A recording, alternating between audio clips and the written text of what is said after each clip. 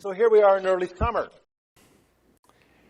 But let's go back many, many summers ago, as was mentioned in the opening message that I'm going to build upon, because it's in this same season, now past, that others gathered in the sweltering heat of colonial Philadelphia.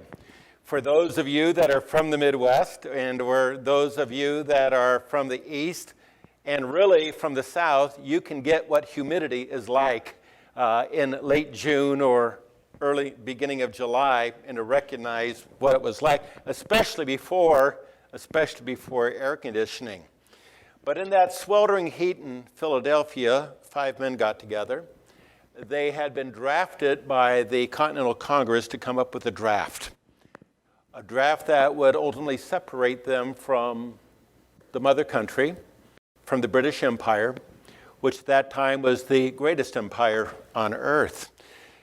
You may have heard of Thomas Jefferson, of course, a president, and we normally call him the one that wrote the Declaration. That's not quite accurate. He was the main driving force, but there was a committee, and I'd like to acquaint you with some of the names here for a moment of those that assisted Thomas Jefferson in drafting that. Of course, again, Thomas Jefferson. There was John Adams. There was also Benjamin Franklin, good old wise Ben from Pennsylvania. There was Robert Livingston, and there was also Roger Sherman.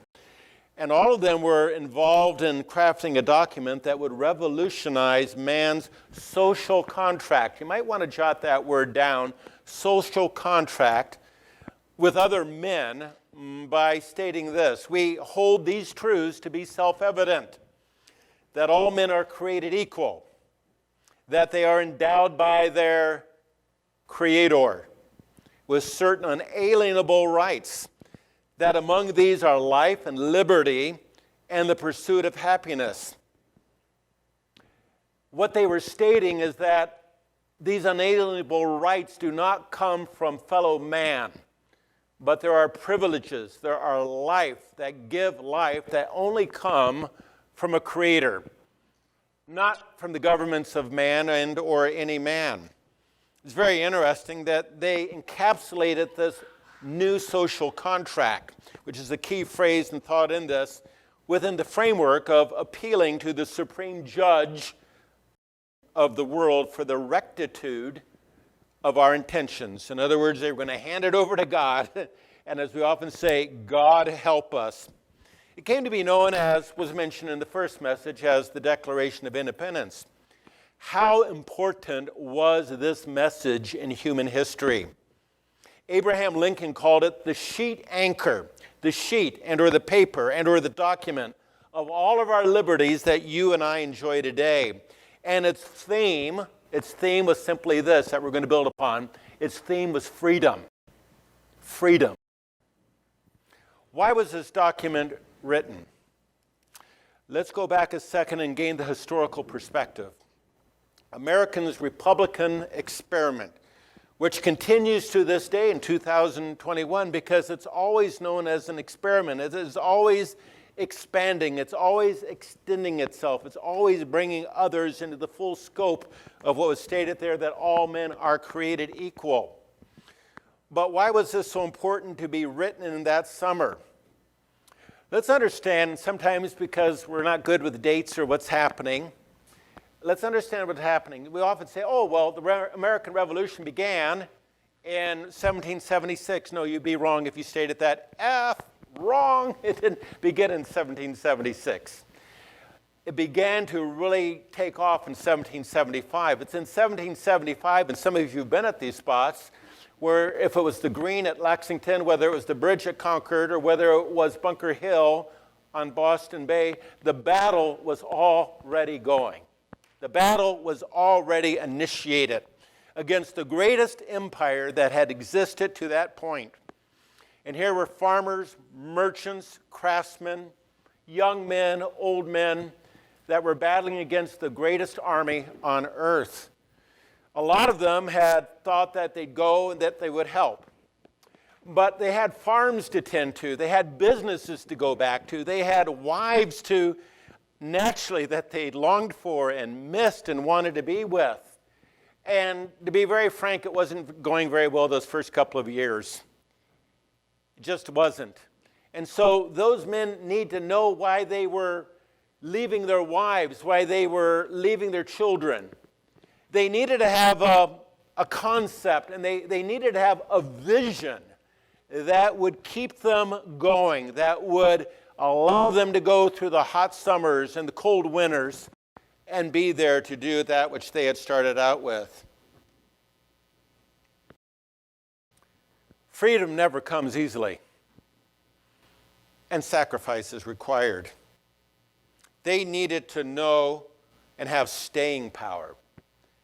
Proverbs 29 and verse 18, if you'd like to just jot that down, simply says this: where there is no vision, it says that the people perish. You got to know what you're doing to stay in the march, as was brought out in the first message, to stay in the fight. You've got to have the big vision and begin with the end in mind of where your actions day by day are taking you. And so there would be great sacrifice. And what they did then, finally, they needed to have a political statement. They needed to have something that they could wrap their hearts around and get into their minds. And so this body of men did develop this statement. And when you look at the Declaration of Independence, if you'd like to jot this down, it's really a divorce statement. It's a divorce statement from the rest of the family. You and I are normally familiar with the first paragraphs and the last paragraph about we give you our lives, our fortune, etc. But there are actually 27 points. I'm not going to go through the 27 points. 27 points in there of stating why the separation. In other words, why are we doing what we're doing? And if you want to do something really worthwhile, and Susie and I are like this, we really get into these kind of national holidays that are worthwhile getting into, like the 4th of July or Thanksgiving, is to look at those statements. They had to lay it out plank by plank to develop a floor to walk into the future by these Minutemen and by these patriots. And so at the time of full fruition, the chief drafter would throw down the gauntlet in penning these now famous words: when in the course of human events it becomes necessary. When the founders of the Republic would securely wrap themselves in the rightness of their cause, they affirmed their position and timing in relationship with the laws of nature and nature's God.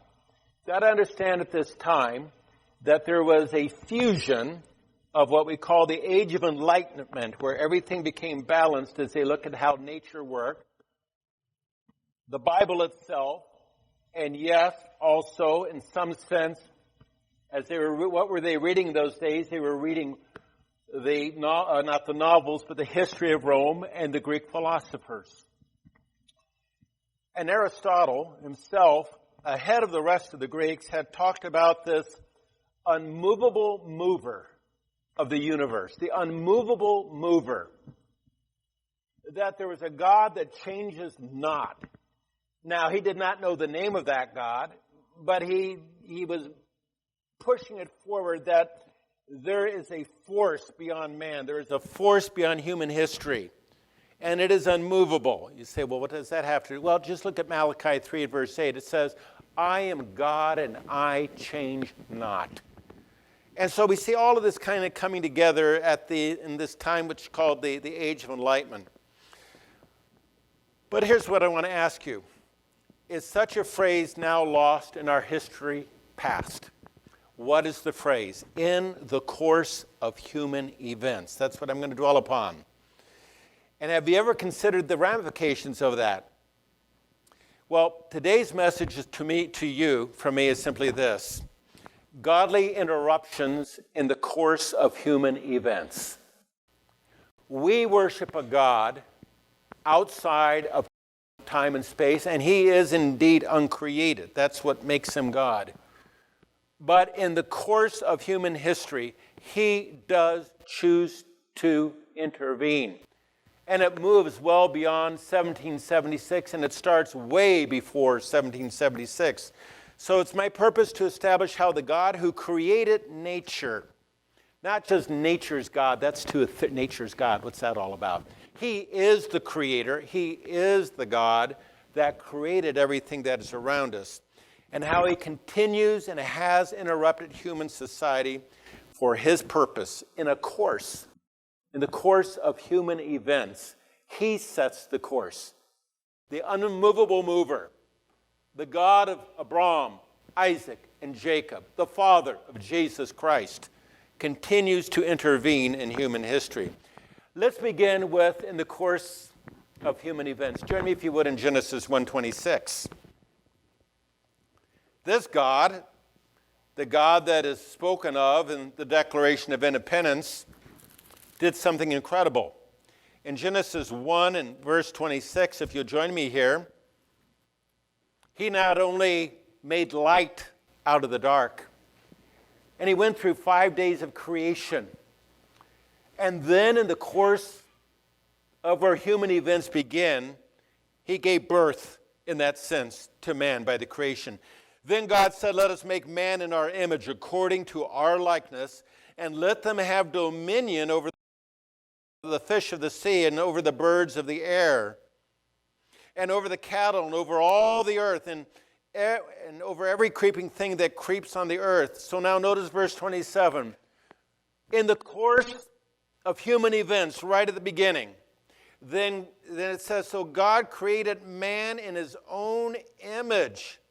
Of God, he created a male and female, and he created them. We were not an accident in a slimy, greenish Pleistocene pond when sunlight hit some amoeba and there was a photosynthetic miracle. Pop! There was life. If you simply believe in evolution for its sake, you are believing in a life of accidents. God, in the course of human events, made humanity in his image and his likeness, at least the first stage. He had made birds, he had made fish, he had made furry animals, he'd made elephants, he'd made mice. But it is only in man and woman that he made them in his image and after his likeness. Where did this lead? This man, this woman, he put them in paradise. That's actually what Eden means, and sometimes they use that in different translations. He gave them everything. He gave them the freedom to succeed if only they would follow his instructions. But we know that they did not. And so the door of Eden was closed. This wonderful freedom that God desired for all of us and our ancestors, they turned thumbs down. God had to start all over again. When in the course of human events, join me if you would in Genesis 12.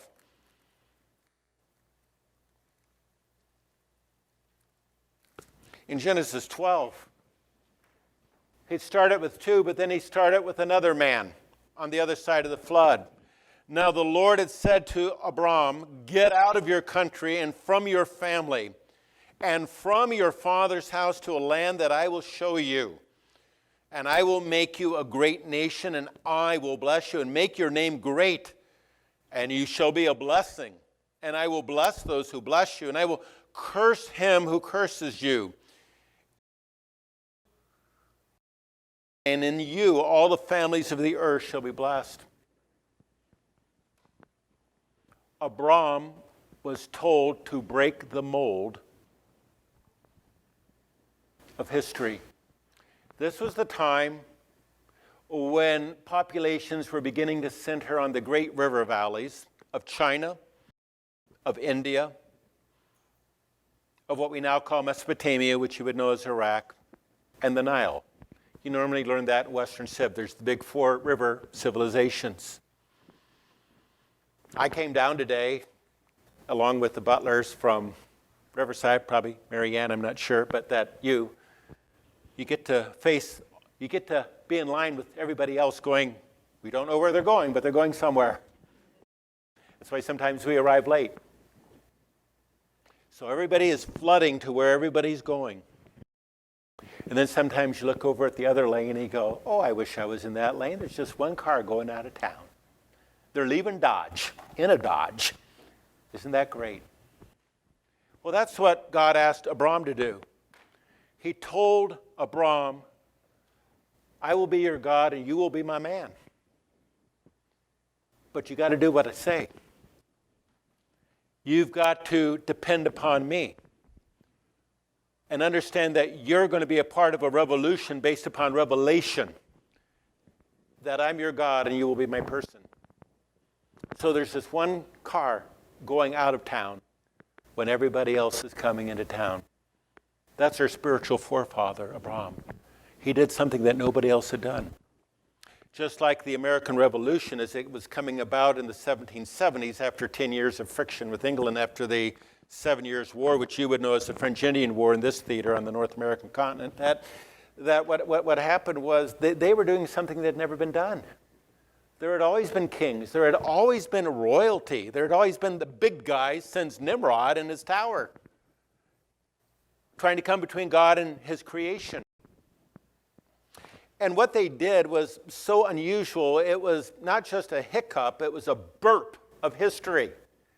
Because it was what the American Revolution did was actually about 60 to 70 years ahead of the historical drift, when the British Empire began to think, well, what are we going to do with all these people around the world? The concept of dominion status, we call Australia was a dominion. We think of Canada having been a dominion, or New Zealand, what we now call the British Colony. What do we do with them? They didn't really have the self-government that they have today. America was minimally 50 to 70 years ahead for a purpose that you and I know. But here's Abram, and he went out. But later on, his ancestors were in Egypt. And when in the course of human history, these people that had gone down and become subjugated in slavery, join me if you would in Exodus 9:1, and let's see what happens in the course of human history. In Exodus 9, verse 1, this God who intervenes, this God who interrupts, he'd chosen a man, Moses. And in chapter 9, verse 1, then the Lord said to Moses, go in to Pharaoh and tell him, thus says the Lord God of the Hebrews, let my people go. Let my people go.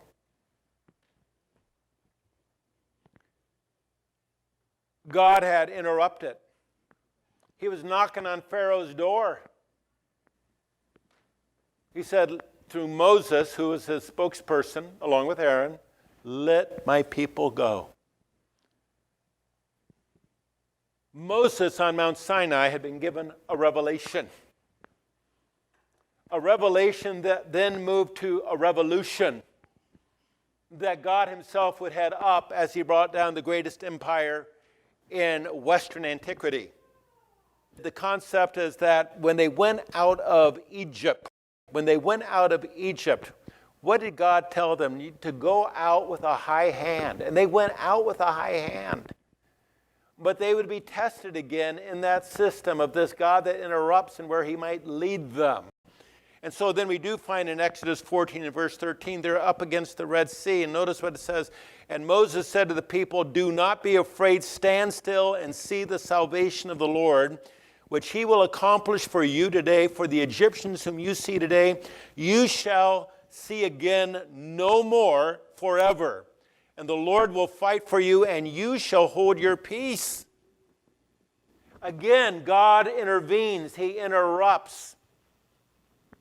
Nature's God, who controls the laws of nature, and pulled back the curtains of the Red Sea so that his people could move forward.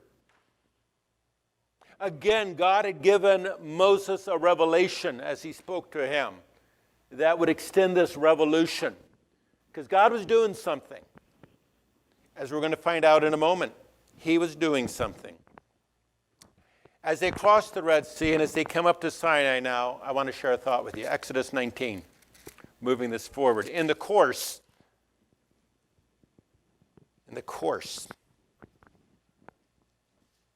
of human affairs. Notice what it says here in Exodus 19, and let's pick up the thought if we could in verse 3.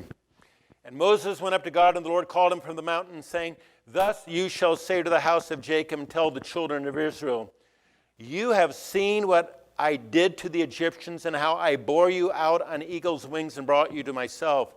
Now therefore, if you will indeed obey my voice and keep my covenant. Now, before we go any further, remember the key phrase I used at the beginning of the message, and I asked you to maybe jot down to stand. We have a new social contract. There's a social contract that's going to come from God Almighty to this people. Now, therefore, if you will indeed obey my voice and keep my covenant, then you shall be a special treasure to me above all people, for all the earth is mine. And you shall be to me a kingdom of priests and a holy nation. These are the words which you shall speak to the children of Israel.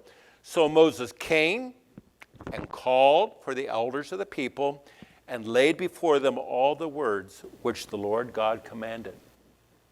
Basically, that great theme of the Bible, I will be your God and you will be my people. He took a people that were not a people and was going to make a nation out of them and make them an awe of the ancient world, lying between Egypt and lying between Babylon, that they might honor that God and keep his commandments, that people might say, as it says in Deuteronomy 4, what kind of a people are these? And look at these laws that they keep, and such a God that they were to be a light. They were to be a light to the Gentiles. God's used to taking something that is little and making it great. When you think of the American colonies back in 1760, 1770, to recognize that here were 13 colonies. They were not thinking unitedly at that time per se, but you do get united when you have a common enemy, okay? They were thinking of themselves as, back then they would call themselves Marylanders, or they would think of themselves as a New England man, or they would think of themselves as a Carolinian. They were not thinking at that point typically one word, American. And we know that here, this was much like the tribes of Israel. They had a commonality, but they were separate. They thought of themselves as people of Judah or Issachar or Manasseh.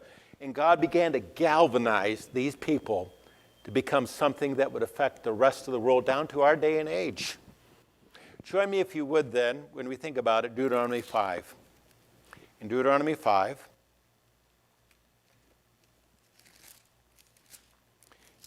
and let's pick up the thought, if we could, in verse 13. Here we are today, on the Sabbath day. Have you ever wondered what the 4th of July and the 7th day Sabbath, think of those numbers, the 4th of July and the 7th day Sabbath have in common? Notice what it says here, verse 12. Observe the Sabbath day to keep it holy, as the Lord your God commanded you. 6 days you shall labor and do all of your work, but on the 7th day is the Sabbath, the ceasing of the Lord your God. In it you shall do no work, you, nor your son, nor your daughter, nor your male servant, nor your female servant, nor your ox, nor your donkey, nor any of your cattle, nor your stranger who is within your gates, nor your smartphone, no, I didn't say that, nor the male servant and your female servant may rest as well as you. But God never gives us in his holy law something that doesn't bring about something else. Now notice, why do we do this? In part, why the 7th day Sabbath?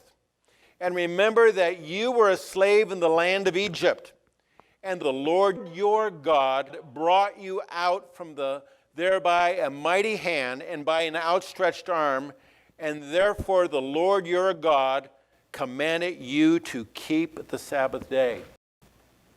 What is this telling you and me? It's not just about Moses. It's not just about Aaron. It's not about humanity. But in the course of events when it came, nature's God and or the God of nature, that unmovable mover of history, intervened and took a people that were not a people. They were slaves. He rescued them and gave them a hope beyond slavery and said, I'll give you a promised land. He gave us the Sabbath day to remember, dear friends, it's not about us. America today is not because of just simply Yankee ingenuity. Not at all. But because of what God promised to Abraham, that all of humanity would be blessed. First, spiritually, through his seed, Jesus the Christ. But number two, there would be physical blessings that come out of Genesis 49 and Genesis 50. When you recognize that he blessed the seed of Jacob and said that out of Jacob would come Manasseh, out of Jacob would come Ephraim. And the younger brother would first be greater and would be a company of nations. And that at the same time, Manasseh, the older brother, would have to wait a while. Because there was the switcheroo, remember? The switcheroo. But God doesn't have accidents. After all, Americans need to learn a little patience, don't we? We had to wait. And I tell you, if there's any proof of Genesis 49 and 50, you think of how America has been used to, yes, we've had our faults, we have our challenges, we are a human people. But in spite of that, how we saved, God used America through this past century to save the world twice in world wars. And not only after that, but then after that also, we fed the world. We restored our enemies. We were the breadbasket of the entire world. For those of you, I don't know if they still teach this in history, but the Marshall Plan, of how generous and largesse America was. But again, it's not just about us. It can't end here because of Yankee ingenuity and benevolence. God was using us. God had a purpose. And God also had a purpose for the British Empire and later America, that missionaries could go around this world, populate the world from China to Korea to Africa, throughout the West, and bring the Bible to people, that God might use that later on. But we're just instruments. We're not the end. And so often we can just look at this, oh, look at us. The Sabbath directs us back. Are you with me? The Sabbath always diminishes self, and we give the glory to God. Just as much as the Sabbath said, you will remember you were not a people. You were nothing. And I took you just as much as God took that clay in Eden, and I made you something to my glory. He also gave something else here. Yeah, let's go to Leviticus 25, verse 9. He knew that these people would need a sustaining. Leviticus 25, verse 9.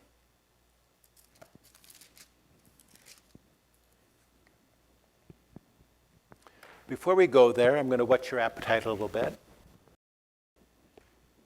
July 4th would be nothing. You know, you think of what was called Carpenter's Hall, which later on became Liberty Hall in Philadelphia. Maybe some of you have actually been there. Is that have you been to Liberty Hall? Okay. How many of you ever heard of the Liberty Bell? Oh, good. Okay. The one that's cracked. Let me share something that you may not know, that July 4th, the document itself was ratified on July 2nd. Maybe I'm going to jot that down. Big date. Don't set dates, but July 2nd is when the document was actually ratified. July 4th. Why do we keep July 4th? Because July 4th was when it was signed by the representatives of the 13 colonies. But the public did not really know about it. It began to be read in all of the public squares, starting in Philadelphia to the battlefield to where the Patriots were. It began to be read on July 8th as it went out horseback around the colonies. On July 4th is when that Liberty Bell rang. It's very important to understand what's on the Liberty Bell, and it's in Leviticus 25 and verse 9. Let's take a look at this. In Leviticus 25 and verse 9, then you shall cause the trumpet of the Jubilee to sound on the 10th day of the 7th month on the Day of Atonement, and you shall make the trumpet to sound throughout all of your land.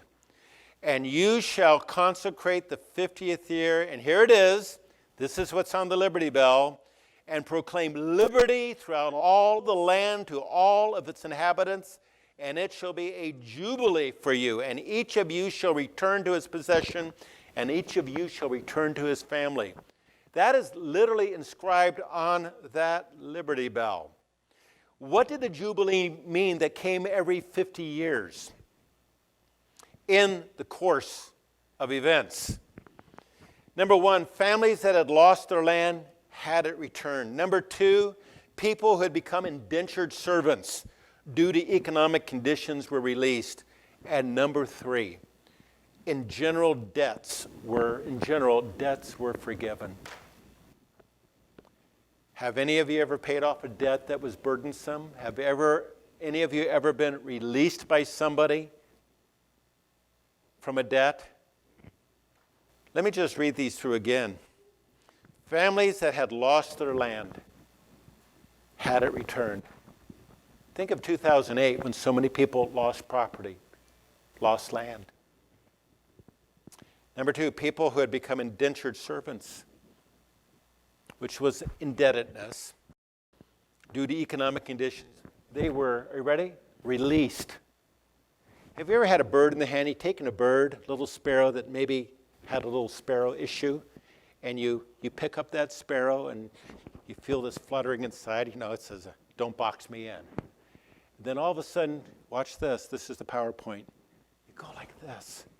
That little bird just takes off, and all that is around is now that bird's.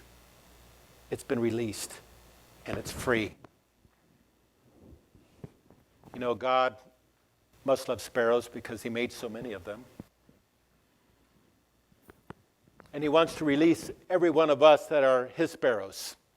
And he wants to give us the same freedom that we're talking about today. But let's move beyond the Jubilee and come again to another Galatians 4 and verse 4. Join me if you would there. When in the course of human events. In Galatians, the epistle thereof, Paul's writings. Notice what it states here. In Galatians 4 and verse 4. But when the fullness of time had come, God sent forth his Son, born of a woman and born under the law. He was Jewish. To redeem those who were under the law, that we might receive the adoption. The adoption meant a totally new life. When you were adopted in the Roman system, you all of a sudden, you were no longer the person that you were. That person was now gone. You were given a new existence. You were given a new name. How many of you have ever seen the old movie, Charlton Heston? Really getting older. Charlton Heston? Ben-Hur. Anybody seen Ben-Hur? Remember when he saves the admiral? And the admiral's about to commit hara-kiri because he thinks he's lost the battle. And Judah Ben-Hur grabs him, saves him, rescues him from the moment, as all of us sometimes have been rescued from moments in our lives. And after that, once they get ashore, this galley slave, this former galley slave, is now walking on deck side by side with this admiral. And the admiral then does what? The admiral then adopts him. He's no longer Judah Ben-Hur, but he's given a Roman name. He's given a new name. He's given new clothing. And remember in the story of the prodigal son, when he comes to himself, that the father says, bring a robe, put some shoes on him. and also give him a ring. And I don't know if you remember in the movie that when he's gone back to Palestine and he's talking to somebody, he has that ring and he booms it, right, and seals that ring. He's got the seal of his Father. And it's now a new name. It's a new life. And it brings responsibility. And he doesn't have to be afraid. In our calling, that's a revelation that begins to, as Dennis brought out, a revolution in our lives as to how we deal with the course of events that come our way. Jesus came that first time. And it's interesting that if you join with me a second in Luke 4. Luke 4. I mentioned the Jubilee earlier, but one of his very first sermons is incredible when you go to Luke 4 and verse 17. Speaking of Jesus, and he was handed the book of the prophet Isaiah, and when he had opened the book, he found the place where it was written, "The Spirit of the Lord is upon me, because he has anointed me to preach the gospel to the poor. He has sent me to heal the brokenhearted, to proclaim liberty to the captives and recovery of sight to the blind." And notice now, to set at liberty, freedom, those who are oppressed. And notice, to proclaim the acceptable year of the Lord, Jubilee. Jesus of Nazareth is the ultimate jubilator. It is all encapsulated in him, and that was his Father and our Father's intention, to send him to prepare for the rest of us. I want to share a thought with you. Sometimes we can vaunt people, build them up. Think of George Washington. When I was a young boy, it was called, I was young at one time for some of you there on the right. When I was a young boy, and those that are moons older than I am, we celebrated alone George Washington's birthday. Most of you will remember that. It was a federal holiday. It's always very interesting in history when man begins messing with things and changing dates and changing names, it changes meanings. We know of George Washington as being the father of our country. And allow me just to say something here. It's very well written in many, many documents that outside of Washington, that the American experiment probably would have wound up in failure. Because everybody in Philadelphia or Boston were politicians. I'll take that no further.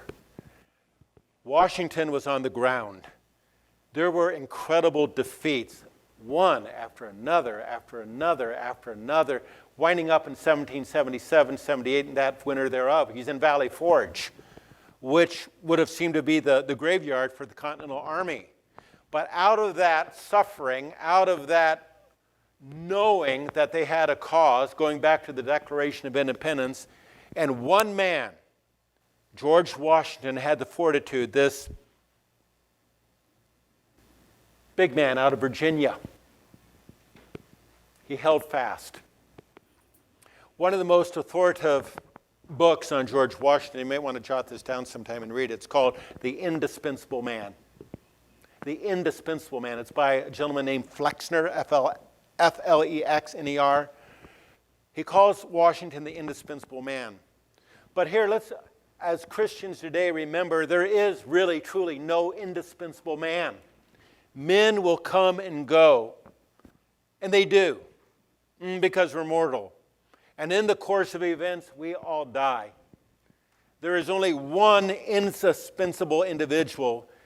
Allow me to share this with you. When you think of American history based upon the revelation that we have, there is the indispensable Son of Man. That's our Savior. That's Jesus Christ. The one that Flexner did not comment on, but God the Father commented on when he said, "This is my Son in whom I am well pleased." That's the indispensable Son of Man. Isaiah 9, verse 6. I'm going to throw a thought at you. Maybe you've never considered this. Stay with me. Isaiah 9, verse 6.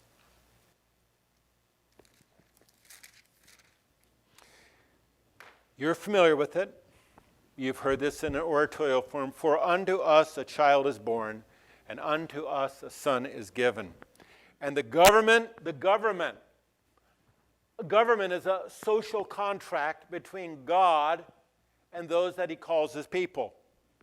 For unto us a child is born, unto us a son, and the government will be upon, and his name will be called Wonderful, Counselor, Mighty God.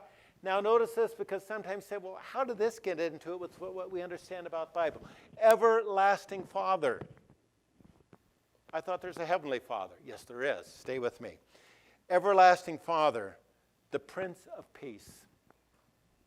Now, how can this messianic prophecy, personified in Jesus of Nazareth, why would he be called the Everlasting Father? Because he's the first of the first fruits. He is the originator of the new, he is the original of the new creation. He is the first fruit of the first fruits. He is the first that has lived in this flesh, died, and then is resurrected. He is the beginning of God's purpose for each and every one of us, of when events come our way. But the question is simply this. We said that Jesus is the great jubilator. That is not just simply an event, it's an ongoing experience for the world.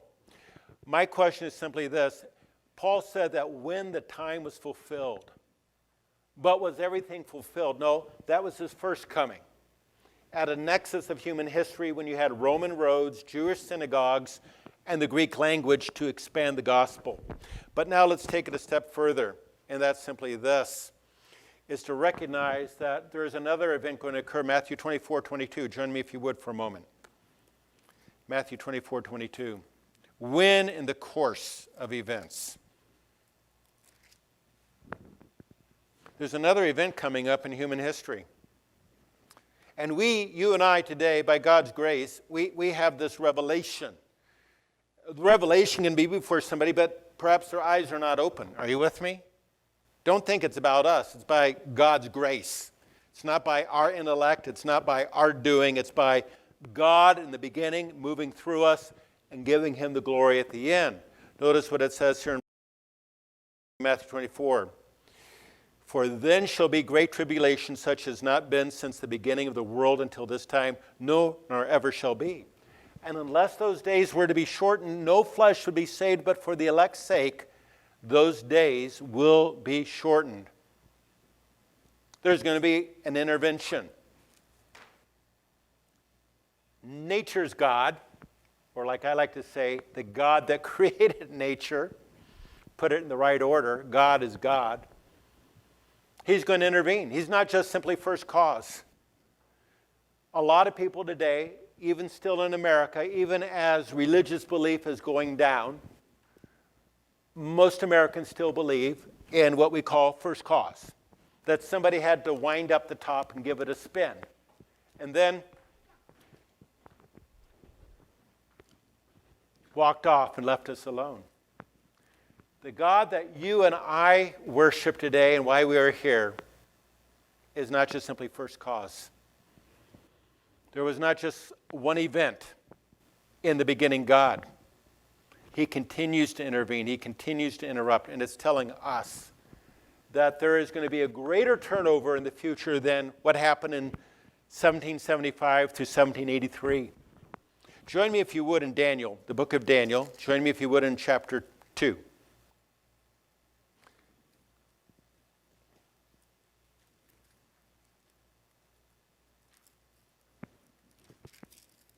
Daniel 2. And let's pick up the thought, if we could, in verse 44. And in the days of these kings, in the future, the God of heaven will set up a kingdom which shall never be destroyed, and the kingdom shall not be left to other people. And it shall break in pieces and consume all these kingdoms. And notice it shall stand forever. Inasmuch as you saw that the stone was cut out of the mountain without hands, and that it broke in pieces like the iron, the bronze, the clay, the silver, and the gold, the great God, has made known to the king, speaking of Nebuchadnezzar, what will come to pass after this. The dream is certain, and its interpretation is sure. This stone that is mentioned, that is going to break this kingdom in the future in pieces, is that same stone that Scripture calls the stone that was disallowed, the stone that was rejected by mankind. What good thing comes out of Galilee? Why should we hear this man? And for the sake of peace, let's just put him to death with a bunch of criminals up on the place of the skull. On that time and in that day, all of mankind was represented, both the religious community and the Roman Empire, representing all of mankind, rejected the spiritual George Washington, the Father that is mentioned in Isaiah 9, rejected him. The stone that was disallowed is exactly the same stone that is going to come back.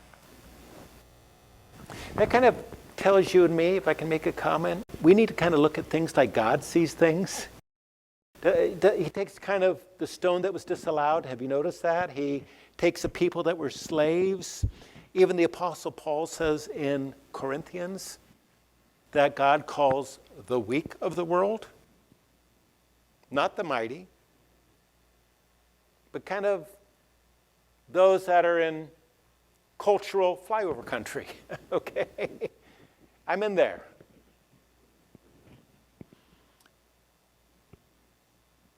To his glory and to his honor.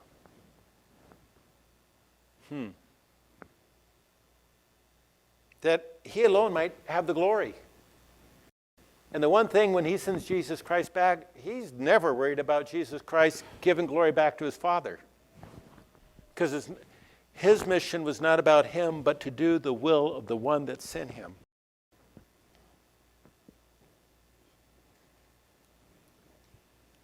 It's going to be wonderful freedom. Join me, if you would, in Romans 8.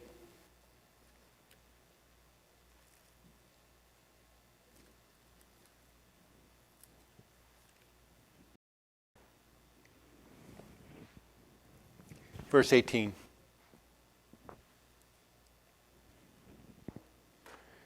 Remember why the Declaration of Independence was drafted? To give the people a vision. They were cold, they were hungry, they were away from their wives. Some of their best buddies had been shot by a musket right through the head. They didn't have any shoes left. Their feet were sore. They were cold. They were frostbitten in Valley Forge.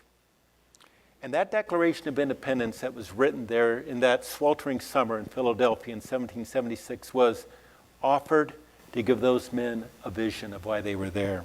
Here's our vision. For I consider that the sufferings of this present time are not worthy to be compared with the glory which shall be revealed in us. For the earnest expectation of the creation eagerly waits for the revealing of the sons of God. For the creation was subjected to futility, not willingly, but because of him who subjected it in hope.